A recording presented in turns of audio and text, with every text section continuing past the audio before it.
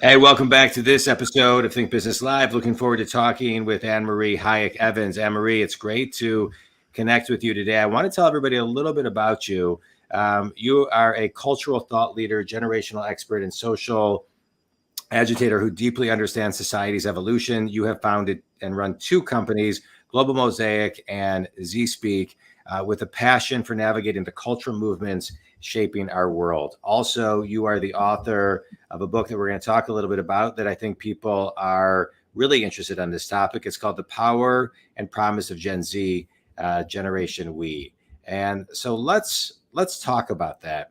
I think a lot of people right now are trying to figure out what the Gen Zs are all about, right? We had the millennials who began evolving the workforce, and now the Gen Zs, many of which are still in school, are coming into the workforce. And so, talk a little bit about just kind of define for the audience. Let's kind of keep it simple and to start off with, define a Gen Z. Welcome, though. Thanks so much for being here today. Define a Gen Z. Thank you. And the first thing that I would say is, as someone who has studied culture and generations for my entire career, we certainly don't mean to oversimplify things, right? We're all individuals. You're an individual. I'm an individual. Right.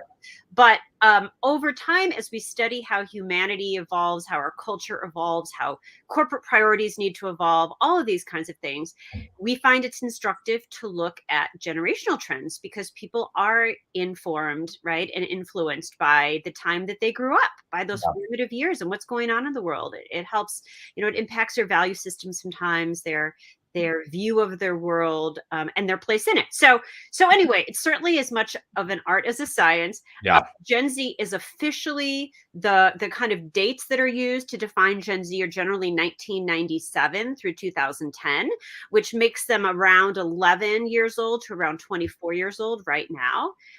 As you said, we spent so much time talking about millennials who are now, millennials are not all that young anymore. They started at 25 and they're in their early 40s, and many of them have families and own homes and are full on adulting, right?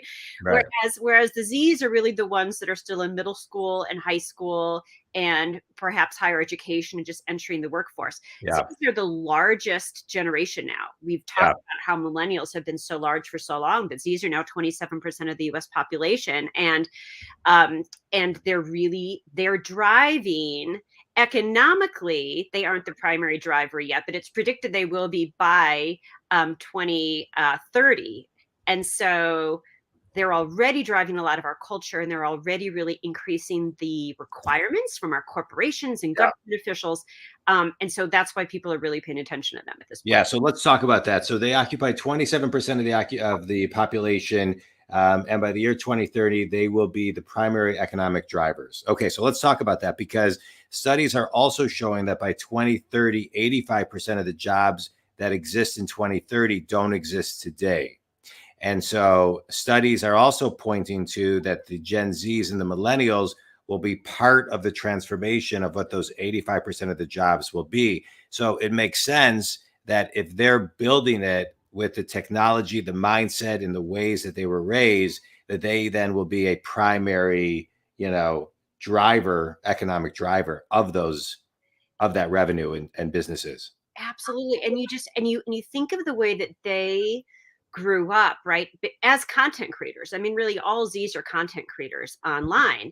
And one of the reasons that I felt so compelled to write the book is because everything that I was reading about Gen Z, or most of what I was reading about Gen Z, seemed very superficial. Still now, if you do a Google image search on Gen Z, you're just going to get a bunch of teenagers staring at screens. There's so much more than that. So really, the big story isn't how much time they spend on their devices. It is who that has made them. Being the first generation that are digital natives, who has that made them? Because we think about millennials as being really tech savvy, but the reality is Instagram, for example, didn't come out until the median millennial was 22 years old. So they didn't really grow up with social media in the same way. Oh, not at all. Yeah. Right. And they weren't creating in the same way. Whereas for Z's, they have had devices in their hands since the single digits Right. for sure, right? And all of the kind of apps that they engage in, for example, TikTok, right? They're more the TikTok generation, whereas millennials are more the Instagram generation.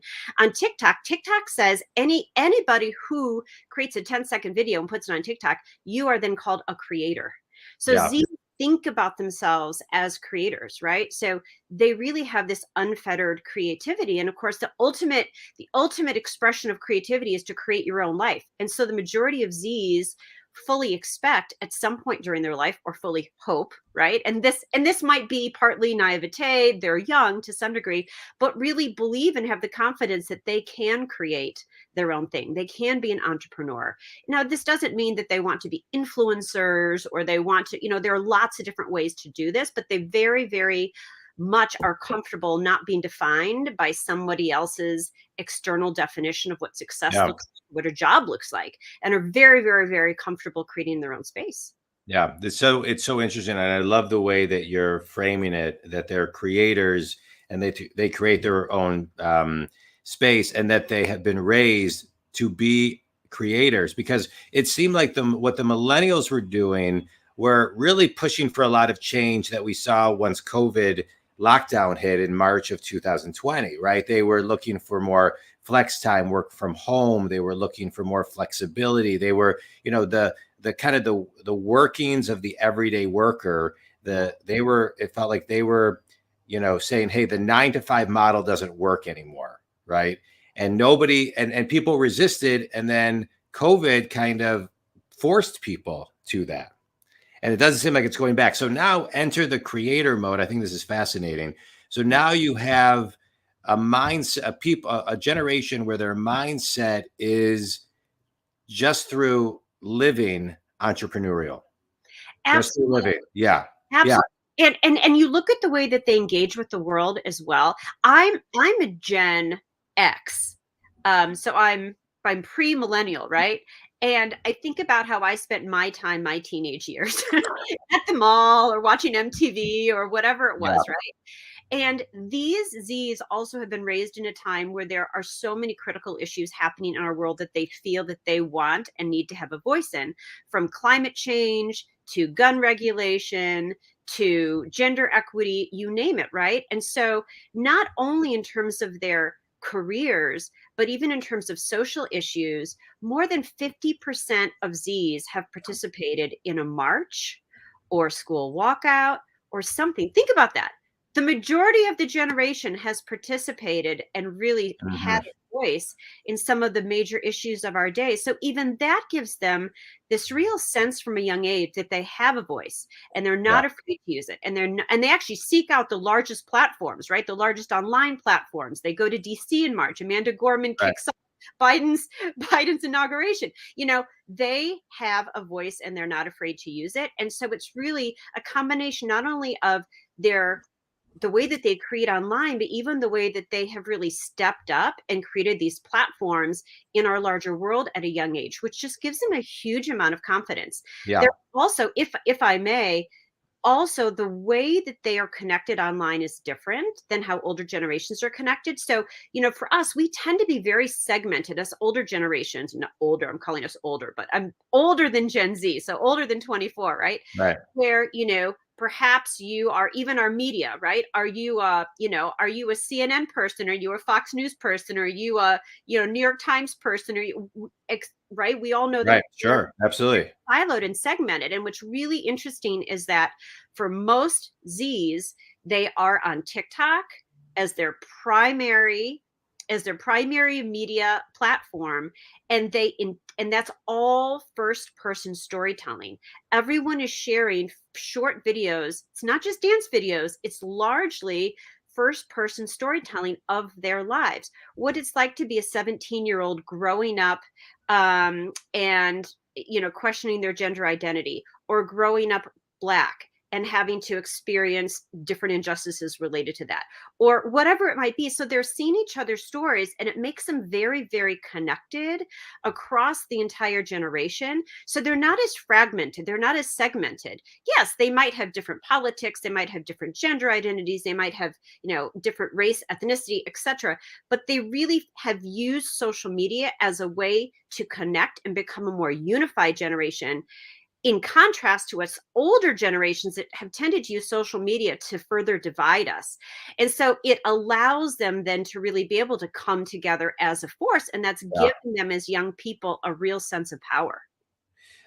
What you're saying right now is so fascinating in framing things in ways that I have not thought about. And so I think this is really interesting because I think as a business coach, I work with C-level suite, I work with managers, I work with salespeople. But one of the things I always talk about is we're all storytellers, right? Yes. And so what you're talking about is first person storytelling, Yes. which is in its own a huge skill set. And Yeah. so now I have a question to the business owner or manager who's listening to the show right now, or later on once it's on the podcast platforms, which is, how do you manage this type of person? How do you manage somebody who is used to being empowered with no shame to speak in first person stories and share their vulnerableness or any element of their life on TikTok or any social platform, who are creators, who have the entrepreneurial spirit and have been trained that way? How do you then manage that person in an organization? Yeah. Well, a couple of things that I would say, because we're working with a lot of companies who are asking us these questions, Yeah, right? How do you hire and retain Zs? Again, the eldest are 24, right? So they've really just been entering the workforce the last couple of years. And of course, that's been during the heart of my kids are Gen Zs. They're about to be 16 and 19, so they right in the right. And so, in fact, even backing up just a second, we have been speaking with colleges and universities as well, because they have been saying, help us understand how to best meet the needs of this generation, because they are now seeing that Zs are entering colleges and universities and demanding, or looking for the ability to create their own majors, or these kind of, you know hacked majors that combine a bunch of different disciplines together. right. And so really a lot of it is allowing Z's to enter a workforce and have the ability to really feel that they're contributing in terms of their thinking and in terms of their creative process. But I think that one of the misperceptions is that Z's don't expect to walk into an organization and have all kinds of, you know, power and be able to do all kinds of huge creative things. They're a very collaborative organization, or generation. Again, it goes back to how they've used social media and how Right. they collaborate together. So they just want to be part of teams where they can be heard and they can have a voice and they can be listened to and they can be part of that whole collaborative Right. process. The other thing that I want to say, because I think it's really important, and we wrote about this in we did a column for Forbes and for Fast Company, and in both cases talked about this point because I think it's so important that corporations, when they were recruiting millennials, again, that was more the Instagram generation. That was a period in time where we were really idealizing the whole startup culture. And so as part of that, there were a lot of, hey, do you like coffee? We've got baristas on staff. We have rooftop gardens where you can hang out and work. We have, et cetera, et cetera.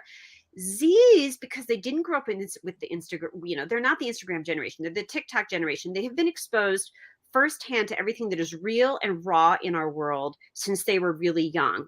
And so they're realists. They're not idealists. So they don't care as much about the baristas.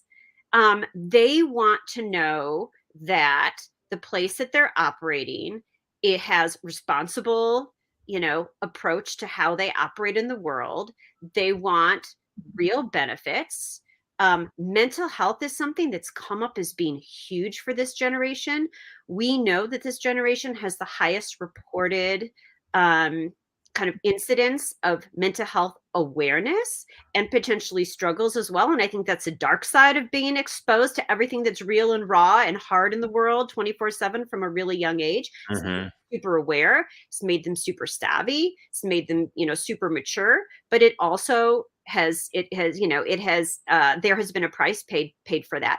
So when we've talked to Z's, they talk about a company that really understands life work balance and mental health support, which means things like mental health days, right? It means it matters how you treat your employees and how you behave around each other. That those things are as important as salary to Z's. And they feel that a lot of companies aren't really getting that yet.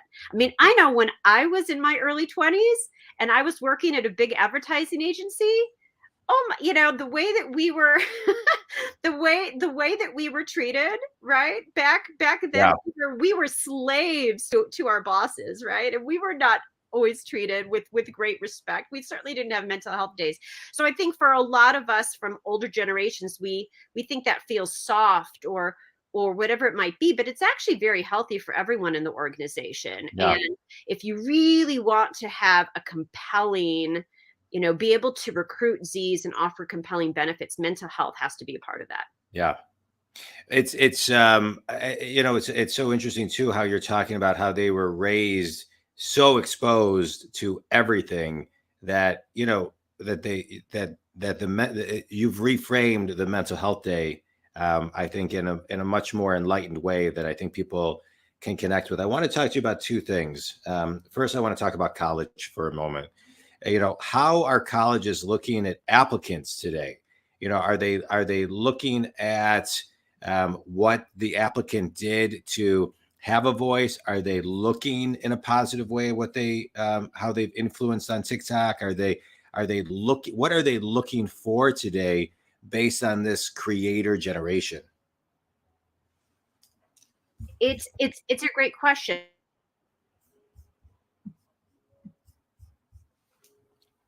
AnneMarie, you're breaking up a little bit. Oh no. All right. Can you hear me now?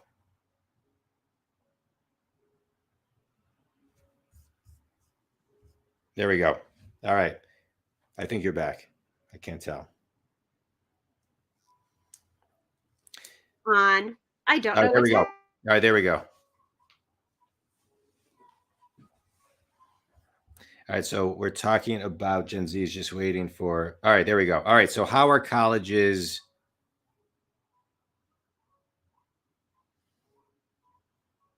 Sounds like AnneMarie's having a little bit of technical difficulties as far as her internet goes, but what we were talking about is the power of Gen Zs and AnneMarie's book. AnneMarie, you back? I'm here. All right, I don't good. know. Yes. Yeah. Okay. So how are college looking at applicants today?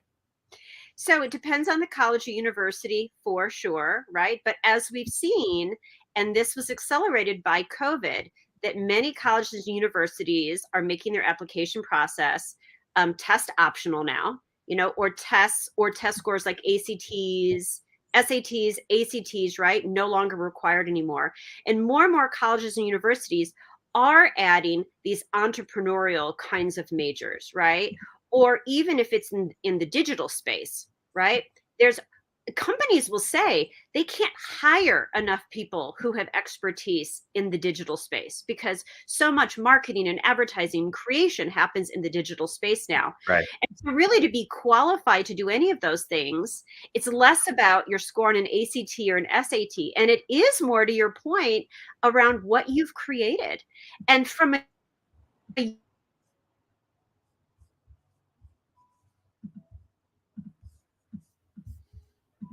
spaces, they Hold on, AnneMarie, you're breaking up again. You were saying that when things get created, it's more or less. You were saying you broke up when you said it's things that it is what you created. absolutely. And so there's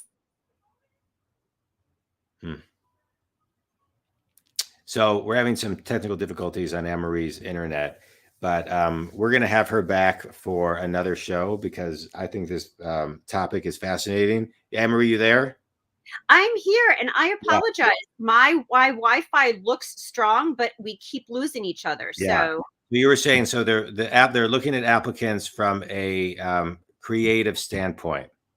You can actually see, right? Most Z's have a creative fingerprint digitally. You can see what they've created and what they've posted, whether it be on YouTube, whether it be some type of online store, whether it be their own digital photography or graphic design business, whether it be, there are so many different ways that Z's have already had the opportunity to be creating and putting their unique voice in the world from such a young age.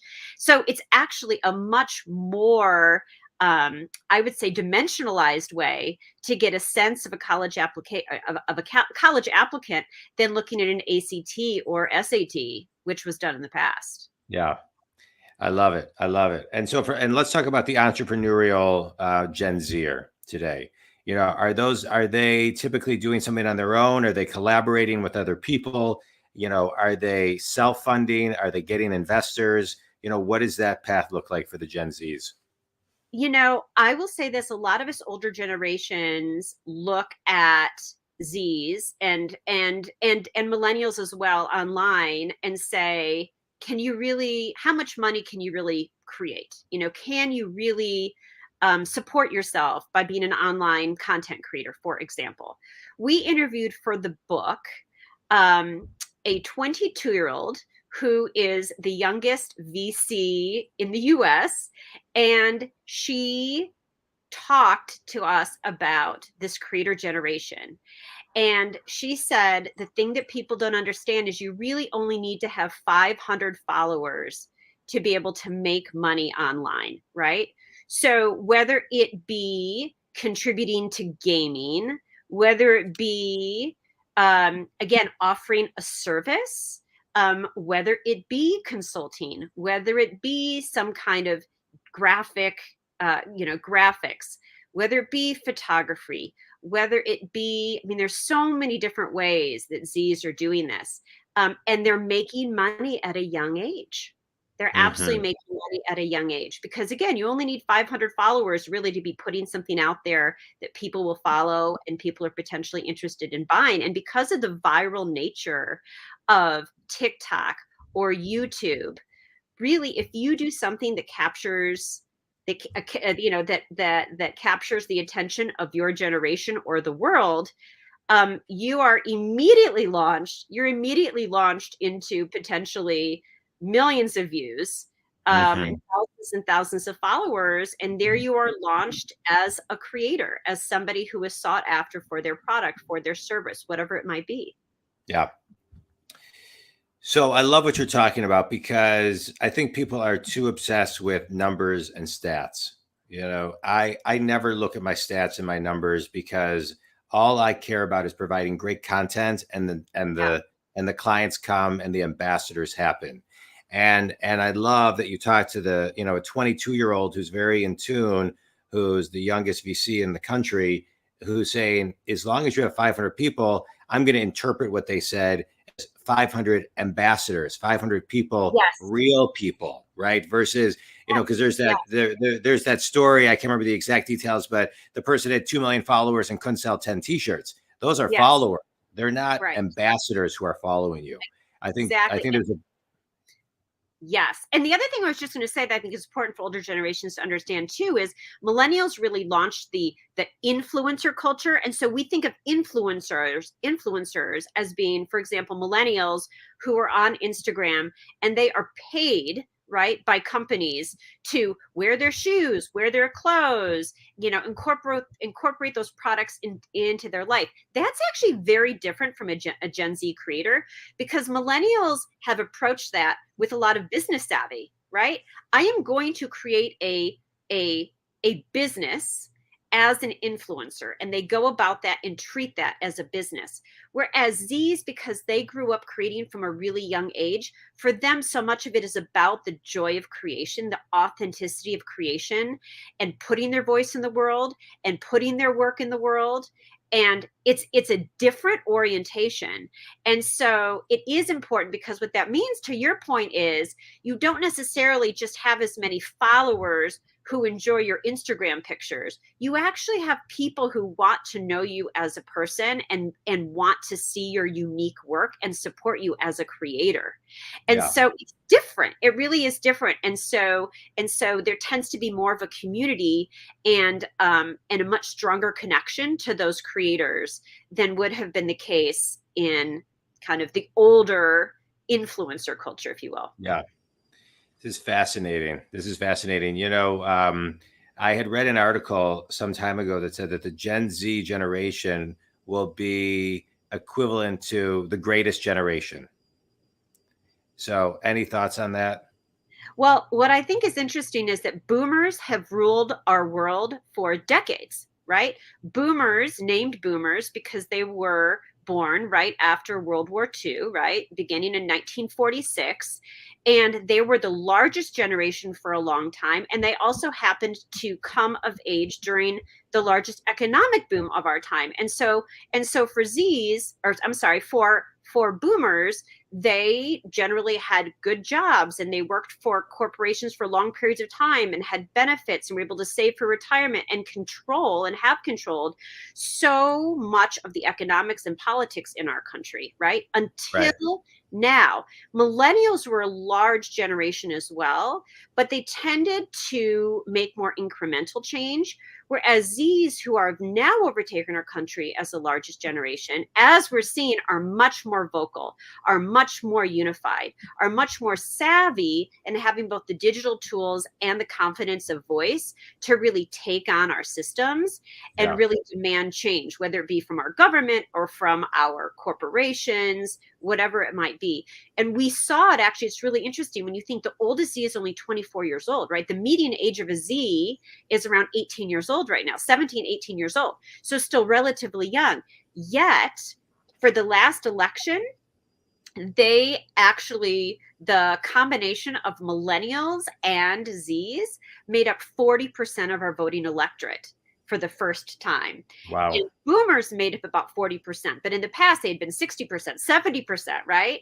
And so you're really seeing that even in our political landscape, that the youth vote and the youth voice, and the priorities of our youth are really just beginning to enter into their full kind of power, right? Yeah. I love it. I love it. AnneMarie, I want to talk to you again. This was fascinating. I would love to. And sorry for the technical difficulties. I think this was great. Tell everybody the name of your book again, where they can buy your book, and where they can connect with you. Thank you. So the book is called Generation We, The Power and Promise of Gen Z. And John, when we were talking earlier, it is designed certainly for everyone, anybody who is a student of really culture and what's coming next, right? So whether you work for a corporation, whether you are a government official, whether you work for an educational institution, parents are really loving this book because it's helping them to understand their kids and how to talk to their kids. Yeah. That can be found on Amazon, or really anywhere that books are sold. And if you want to learn more about the book specifically, probably the best place to go also is my website, AnneMarieHayek.com. There you can download a free chapter, you can access the book, you can read some kind of behind the scenes little nuggets there as well. So you can even take a quiz to see how much you know about Gen Z. This was great. Well, I can't I can't tell you how much I appreciate your time, and thank you for the knowledge today. I think it was huge. And I think community, if you're a company out there that is creating your 3-year plan, your 5-year plan, your 10-year plan, you got to incorporate the evolution of what this generation is going to do to and for and with your companies, and the competition that they're actually going to sprout up that don't even exist yet, that you need to be on high alert for. Because most people are afraid to create, or have problem creating, or don't have content. And this generation, it's just second nature. So they're going to be it's going to be a lot to compete with this generation. So the older generations got to get ready. AnneMarie, we're going to talk again soon. I appreciate it. Think community, go out and buy AnneMarie's book. I think we all need a good dose of it. Thanks so much, AnneMarie. Thank you so much, John, and everybody.